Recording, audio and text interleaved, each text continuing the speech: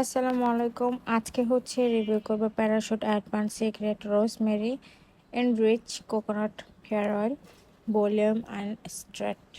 আচ্ছা, এটার প্রথমে হচ্ছে রোজমেরি যে উপাদানটা, এটা স্ক্যাল্পে কেয়ার নিয়ে অনেক পছন্দ করে। রোজমেরিটা অনেক ভালো সব চুলের জন্য।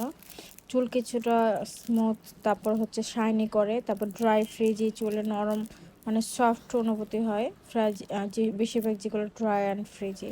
তারপর এখানে হচ্ছে কোকোনাট অয়েল থাকার কারণে চুলের ড্রাইনেস কিছুটা কমতে সাহায্য করে, এটা হচ্ছে ভালো দিক। তো এই কিছু উপাদান হচ্ছে ভালো দিক। আচ্ছা, তারপর হচ্ছে এটার খারাপ দিক বলবো। যারা পিওর রোজমেরি অয়েল, এটা কিন্তু পুরোপুরি রোজমেরি অয়েল না, কমার্শিয়াল মিক্স হেয়ার অয়েল।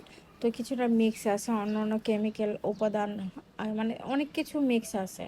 তারপর চুল দ্রুত গজাবে বা খুব লম্বা করবে, এটা কোনো গ্যারান্টি নাই যে এটা এই তেলটা ইউজ করলে আপনার চুল অনেক গজাবে বা লম্বা করবে। এটা কোনো কোনো গ্যারান্টি নেই যেটা হবে আর কি। তারপরে অয়েলি স্কাল্প হলে বেশি দিন চুল ভারী চিটচিটে লাগতে পারে, মানে বেশি দিলে চুলটা আঠালো আঠালো লাগতে পারে যাদের অয়েলি স্কাল্প বা চুল আঠালো প্রবলেম আছে। যে কারো কারো মানে স্কাল্পে মানে স্মেল, এটা কেউ সহ্য করতে পারে না। কারো কারো কারো চুলে হচ্ছে এটা মানে স্মেলটা নিতে পারে না, চুলে অ্যালার্জি রিয়েকশন হয় বা চুলকানি লাগে। তো অনেকে দেখবেন যে চুলে এটা ইউজ করলে হচ্ছে ইরিটেট মারে, যে চুলকানি শুরু হয়ে যায়। প্রথমে ঘাড়ে ট্রাই করে দেখবেন যে আপনার স্কিন প্রবলেম আছে কিনা। তো এটার রিভিউ যেটা বলবো, মানে এটা পয়েন্ট দেওয়া যায় ড্রাই অ্যান্ড ফ্রিজি হেয়ার, যাদের মানে একদম শুষ্ক বা রিবন্ডিং চুল তো বা ফ্রিজি হেয়ার, তাদের জন্য এটা ভালো। 10-এর থেকে 8 এটা দেওয়া যায়। নর্মাল হেয়ার জন্য এটা 10-এর থেকে 7। আর যাদের বেরি মানে মানে অনেক হচ্ছে অনেক অয়েলি স্কিন চুল স্কাল্প, তো তাদের হচ্ছে 5। তো যেটা বলবো যে যাদের অয়েলি স্কিন মানে হেয়ার স্কাল্প, তারা এটা ইউজ না করলে ভালো। আর এটার হচ্ছে রোজমেরি হচ্ছে ভলিউম স্ট্রেট দিক, মানে বেশি এটা মার্কেট করা হয়েছে।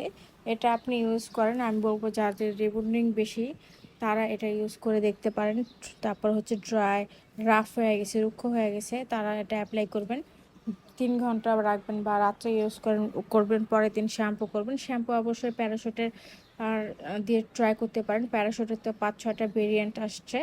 তো যদি কেউ শ্যাম্পু ইউজ করতে চান, আমি সাজেস্ট করবো ব্ল্যাক শাইন শ্যাম্পুটা ইউজ করতে, কারণ ওটা হচ্ছে 2 গুণ এক্সট্রা শাইন, খুব চুলটা অনেক শাইন করে। আমার কাছে প্যারাশুট সব কিছুর থেকে শ্যাম্পুটা অনেক ভালো লাগছে, আর আমি তেলটা ইউজ করছি, আমার চুলে মানাইছে। যেহেতু আমার চুল রিবন্ডিং করা, তো আমার চুলে একটু ভিটামিন পুষ্টি মুষ্টি পাইছে, এরকম কিছু সামথিং।